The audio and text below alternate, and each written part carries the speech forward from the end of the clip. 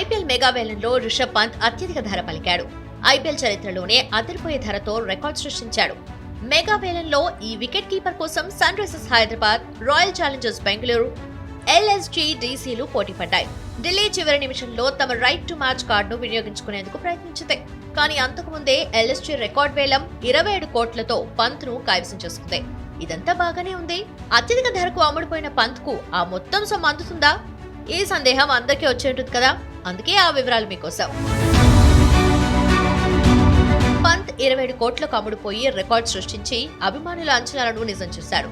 కానీ వాస్తవానికి పంత్ చేతికి 27 కోట్లు రావు. 27 కోట్లలో 8.1 కోట్లు పన్నులకు పోగా పంత్ చేతికి 18.9 కోట్లు మాత్రమే అందుతాయి.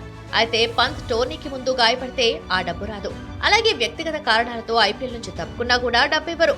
టోర్నీ మధ్యలో గాయపడి మిగతా మ్యాచ్లకు దూరం అయితే మాత్రం డబ్బు చెల్లిస్తారు. అలాగే భారత్ మ్యాచ్లకు ఆడుతూ గాయపడినా డబ్బు చెల్లిస్తారు.